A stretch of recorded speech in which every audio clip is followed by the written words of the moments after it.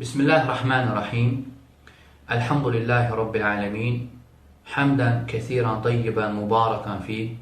Ve sallallahu ve sellem ve barak ala abdihi ve rasulihi Muhammed ve ala alihi ve men istenna bi sünnetihi ila yevmiddin emme ba'd. Və bir məsələni qeyd edeyim və bu məsələni bilmək çox vacibdir və çox mühüm bir məsələdir. O da bəzən cahil insanlar və ümumiyyətlə insanlar deyirlər ki, nəyə görə Allah iblisi xəlq edib və ya bu həyatda zülmlər, asiliklər, küfürlər nəyə görədir?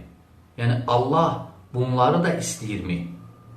Və necə bilirsiniz, nə baş veribsə həyatda, deməli Allahın istəyi ilə olur. Allah istəməsə həyatda heç nə olmur. Və bunlar varsa, deməli, Allah bunları istəyib. Və sual verirlər ki, və soruşurlar ki, və ya bəzən irad tuturlar ki, Allah sevmədiyi şeyləri də mi istəyir? Yəni, Allah Təbaraka və Teala bu şeyləri sevmir. Amma bunlar baş verib, bunlar mövcuddur. Mövcuddursa, deməli, Allah istəyib ki, mövcud olub. Sual çıxır, Allah sevmədiyi şeyləri də mi istəyir? Və bu sualın cavabı belədir ki, və bu məsələ çox mühümdür və çox dəqiq bir məsələdir Əhl-i Sünnə və Cəmaa etiqadında, əqidəsində və bilmək vacibdir. Ümumiyyətlə, bilmək lazımdır ki, Allah Təbaraka və Teala nə istəyir, edir və nə istəyir, etmir. Və başqa cür desək, Allah Təbaraka və Teala nə istəyir, dərhal olur. Yəni, dərhal istəyinin ardınca o istədiyi şey baş verir. Dərhal. Yəni, Allah Təbaraka və Teala nə istəyir, baş verir. Və nə istəmir, o baş vermir. Yəni, o olmur. Deməli, nəticə bu olur ki, bu kainatda, bu həyatda nə baş veribsə, nə olubsa, deməli Allah Təbaraka və Teala onları istəyib ki, onlar olub. Və nə olmayıbsa, nə baş verməyibsə, nə mövcud deyilsə, deməli Allah Təbaraka və Teala istəməyib ki, onlar olmayıb. Və həmçinin bir məsələni də qeyd edeyim. Nə ki baş verməyib, nə ki olmayıb, o ona görə baş verməyib ki, Allah onlara qadir deyil. Xeyr. Yəni, belə düşünmə ki, nələr ki baş verməyib, nələr ki olmayıb, deməli Allah onlara qadir deyil. Yəni, Allah qadir deyil deyə onlar olmayıb. Xeyr, əbədən. Sadəcə Allah Təbaraka və Teala istəməyib. Ona görə onlar olmayıb. Yoxsa Allah Subhanahu və Teala hər şeyə qadirdir. Allah hər şeyə qadirdir. Sadəcə olaraq Allah istəməyib və onlar baş verməyib. Allah istəsəydi, dərhal baş verərdi. Deməli, o şeylər ki olmayıb, baş verməyib, mövcud deyil, ona görə mövcud olmayıb ki, Allahın qüdrəti çatmayıb ona. Allah ona qadir olmayıb. Xeyr, əbədən. Sadəcə Allah Subhanahu və Teala istəməyib ki, onlar olsun və olmayıb. Və bu belə. Və dedik ki, Allah Təbaraka və Teala nə istəyir, onlar olur və nə istəmir, onlar olmur. Və nə istəyir, dərhal baş verir və nə baş verməyibsə, deməli Allah onu istəməyib ki, baş verməyib. Və bəzən Allah Subhanahu və Teala sevmədiyi şeyləri də istəyir. Dərsin əvvəlində qeyd etdiyim sual, hansı ki, bəzi insanlar iddia edir.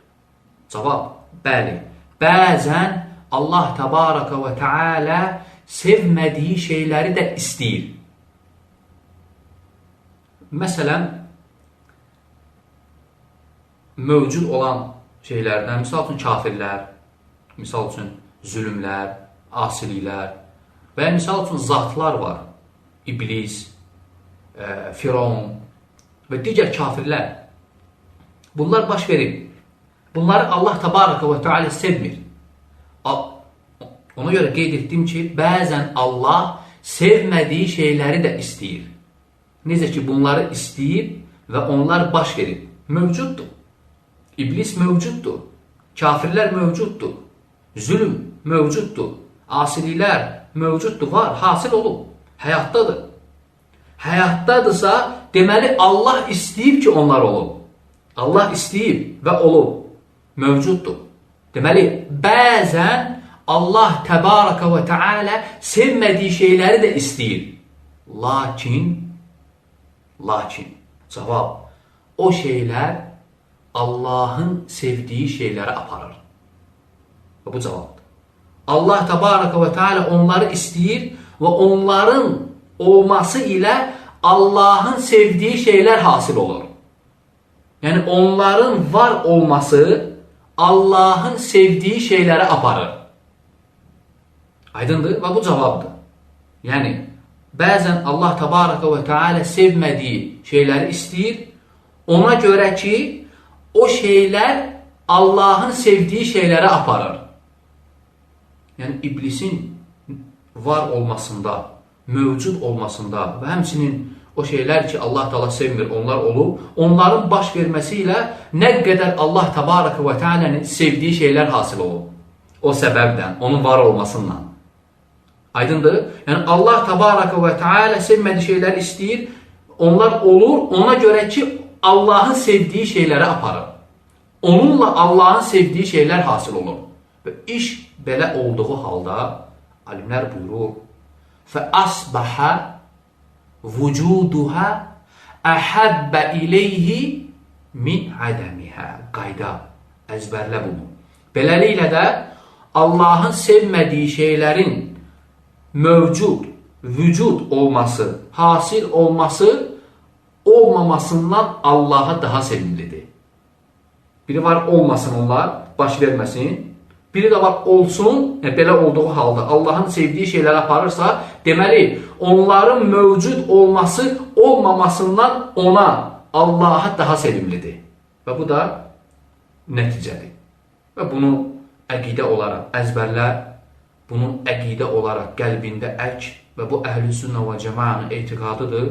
Və inşallah ola bilsin, Allah təbaraka və teala izni ilə və Allahdan istəyirəm ki, müvəffəq etsin, qədərlə bağlı, yəni qədər mövzusu ilə bağlı xüsusi silsiləvi dərslər verim və onların o dərslər əsnasında bu məsələlərin hamısına təfsilatlı, ətraflı şəkildə toxunacam və Allah təbaraka və teala istəyirəm ki, eşidənlər üçün faydalı etsin. Və sallallahu və səlləmə və barak alə abdihi və rasulihi Muhammed. İxlasla.com saytı tərəfindən təqdim olundu.